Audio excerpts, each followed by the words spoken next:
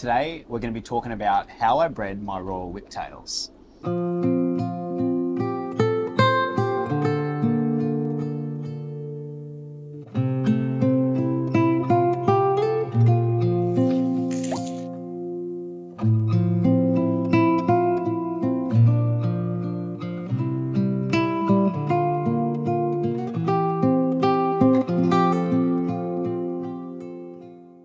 So I've had these fish for quite a while. I've had them at least 3 years now, and there's actually a funny story with these fish. So I've heard from others that these fish are quite tricky to breed, and I can confirm this myself. I've failed multiple times with this species, and only recently I found success, and I've raised up about 50 of them. This was between 2 spawns, but a few years ago I got eggs from a trio that I bought as adults. I actually got these to spawn, and I failed because of a pump going off in my fish room. So the pump clogged, the water went bad in the fry tray, and I lost all of them except for one. I had a similar thing happen with my adults, and I actually lost my adult male as well. So I had 2 females and 1 baby Royal Whiptail. I grew that baby Royal Whiptail up with all of the ones that you can see here, so I've got a trio again, and that Royal Whiptail actually ended up being a male. I was lucky enough to end up with a trio in the end, 1 male and 2 females, but it took a long time to get these fish up to sexual maturity. I think they're about 2.5 years old at this point. I wasn't intending to breed these at all.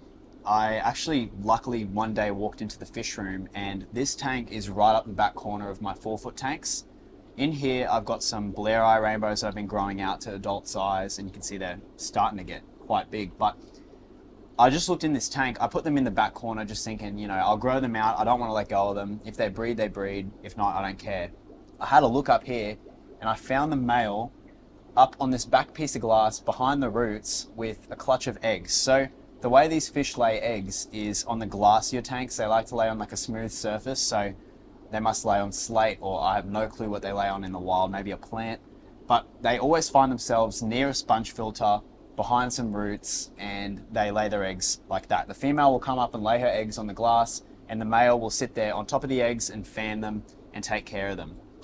By the time I saw it, the male had already done pretty much the entire job, and you could actually see the little whiptails inside of the shell, which was just fascinating to look at. Like, you could see the little bodies starting to form, and I decided that obviously with all these fish in here, it was going to be a massive challenge to have baby whiptails hatch out and actually survive in here without adding a ton of hiding spaces. And I think that there was probably a low likelihood they'd even survive because these rainbows would smash them.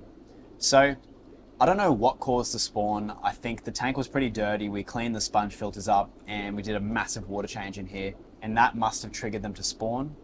Again, I'm not entirely sure. I just kind of luckily walked into a spawn. I think if you get 4 or 5 of these as juveniles, grow them up for a couple of years, put them in a tank and just continually water change it, feed them good food like bug buffet. I feed them green cuisine as well. They'll just spawn. What I decided to do was to harvest the eggs out, and this was like a really nerve-wracking process. We used a credit card and a net, and I just scooped the eggs off of the glass. The male left the eggs straight away after he saw my hand, and they all fell into the net, and I put them into my fry system. Now, I think this is going to be a crucial part of the entire process, is having a fry system. If not, you could probably get away with using like a Zis breeder box or some kind of contraption like that. But when it comes to breeding fish, if you're serious about it, you're going to need to get some equipment. I like to use my DIY fry system for this. It just seemed to do the trick. I think it would have worked in a Zis box, but the fry system seemed to work really well. I set them up in a little tray and just put all the eggs in there. No methylene blue, no nothing, because these were pretty much ready to hatch. The one thing I did was I made sure that the water going into my fry tray was insanely fast. I had a lot of pressure going in there just to keep the eggs nice and fresh, keep the water nice and fresh, and to stop anything growing on the eggs.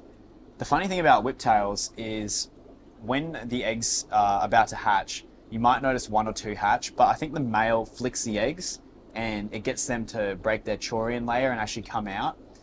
What I noticed was I saw them getting really close to hatching, and I was thinking, when the heck are these going to hatch?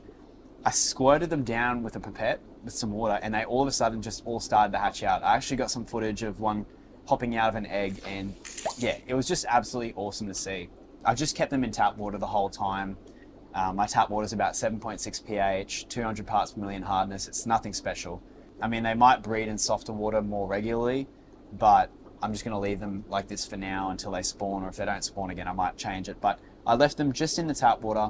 They all hatched out, and from here I did a few little breeding tricks, and I added some soaked banana leaves. So I did a trick that I think I heard it maybe, it was just a while back on one of the catfish specialists that was on the Aquarium Co-op channel years ago. And he talked about, he bred lots of whiptails. I think he'd bred like chameleon whiptails and things that were really cool like that, which I'd love to do at some point.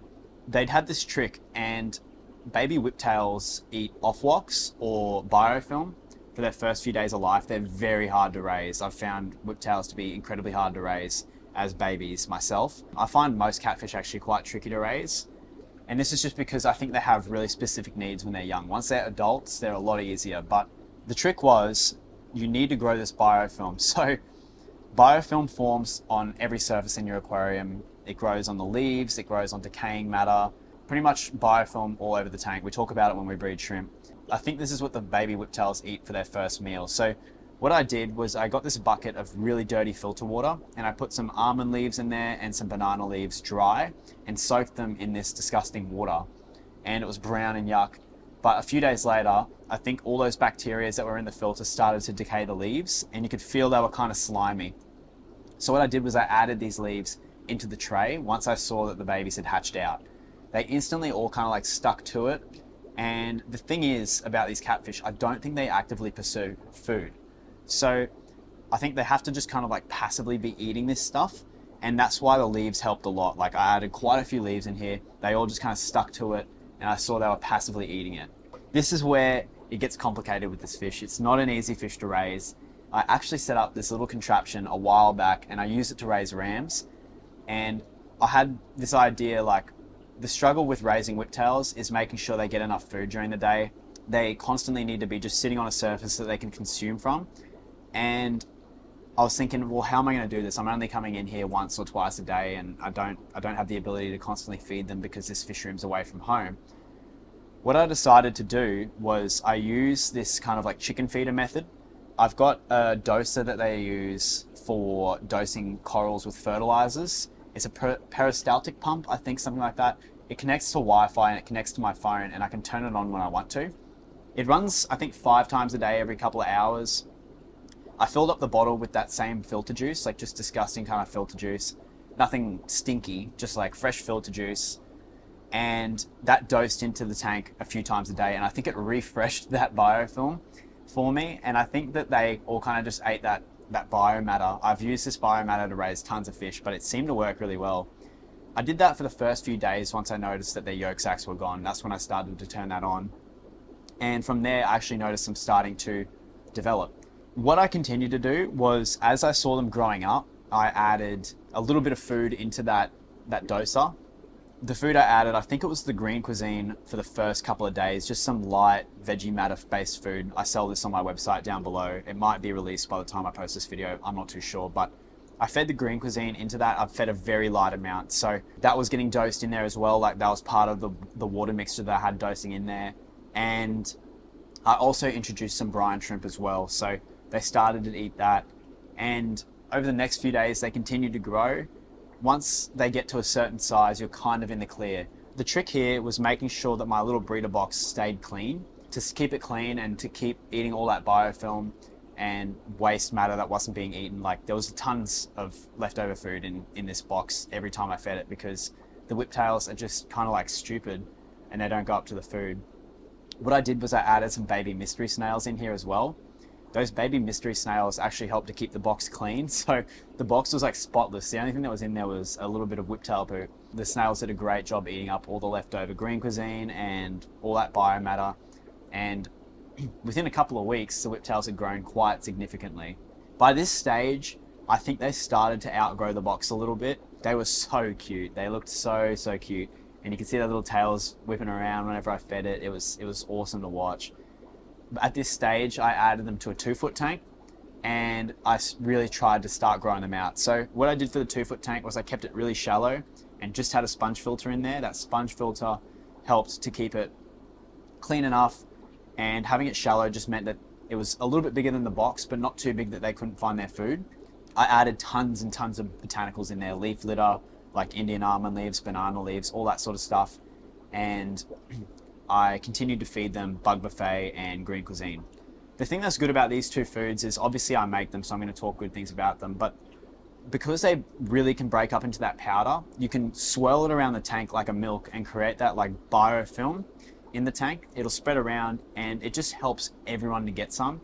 It's like the most natural way for these fish to eat the food, and it's just super malleable like that. So I instantly started feeding a ton of green cuisine. I added some snails in there, and from there they just really grew. But I found this fish quite tricky to raise. If you guys want to do this at home, this is going to be one where you're definitely going to need like a breeder box, a lot of time, and you're going to need some ingenuity and try and figure out a way to raise them like I did with like a doser and all this sort of stuff. I figured out really why they are so tricky to raise, but they've definitely been one of the most rewarding catfish I've ever raised. I absolutely love their little faces. I'm super keen to try and get a few more spawns out of them. I can't really think of anything more that would have made these breed. I think maybe having all these dither fish in here helped a little bit too, just to make them feel a little bit more comfortable. They're quite active. I think the other thing that might have happened as well to make them spawn was I think a storm went over a couple of days beforehand, and yeah, I came back to a bunch of eggs. So that's how I bred my whiptails. I hope you guys enjoyed this little video. I hope it's useful for you, and I'll see you guys in the next one.